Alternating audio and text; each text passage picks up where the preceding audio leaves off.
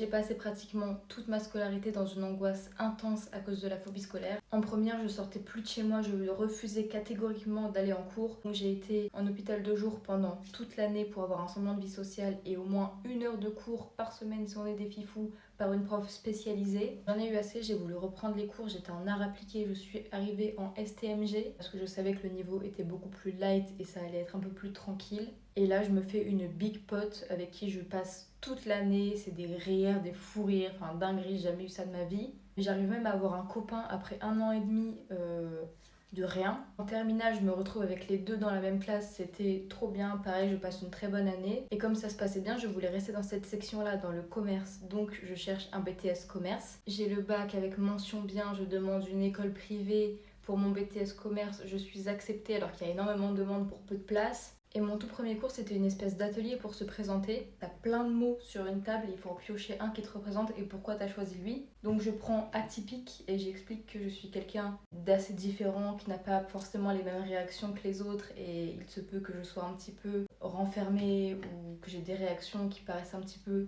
bizarres ou décalées ou surréagies, peu importe. J'explique tout ça, je dis que faut pas prendre personnellement ce genre de choses, c'est juste moi je fonctionne comme ça. Et à ce moment-là, je me sens hyper rassurée parce que tout le monde a l'air hyper compréhensif et pas du tout dans le jugement. Mais on est dans une école de commerce, chérie, donc ok, je vous passe les détails, mais on est une grande classe de 42 et il y a un groupe de 5 filles que je trouve cool et moi j'ai jamais eu de groupe de copines, donc je me dis vas-y, première année de BTS, on va essayer de s'en faire, donc je vais vers ce groupe. Je me sens un peu mise à l'écart, mais je me dis bah c'est pas très grave, il faut un petit peu persister, peut-être que c'est qu'une impression, c'est juste que tu les connais pas, elles te connaissent pas. Mais ça devient quand même de plus en plus bizarre parce que quand c'est les pauses, elles me proposent jamais de venir avec elles, mais je les suis quand même. Je me dis, bah, faut que tu te fasses du bien, c'est toujours passé ça en fait. Dès qu'il y a quelque chose qui te plaît pas ou dès que tu te sens à l'écart, tu te mets à l'écart toute seule. Donc là, tu vas faire l'effort d'y aller et de supporter ça le temps que ça dure. Et tout le monde se rend compte que cette classe de 42, c'est insoutenable. Donc ils décident de faire 2 classes de BTS commerce. On se retrouve divisé par 2. Du groupe de 5 filles, je me retrouve avec une seule du groupe. Donc je leur envoie un message et je leur dis, on va l'appeler Camille. Je leur dis, oh non, c'est dommage, je suis qu'avec Camille, on n'est pas toutes ensemble. Et elles me répondent quoi? Ouais, on est dégoûté de pas être avec Camille.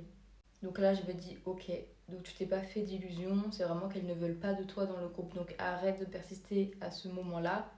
Elles te prennent pour une idiote. Je suis évidemment très déçue, mais je ne perds pas espoir. Il y a d'autres personnes dans ma classe, ça peut le faire. En cours d'italien, je me retrouve avec une autre fille du même groupe. Je me mets à côté d'elle en cours. Elle fait une photo sur son téléphone de nous deux pour envoyer à son copain. Son copain répond quoi? Une photo noire avec plein d'émojis carottes. Donc à ce moment-là,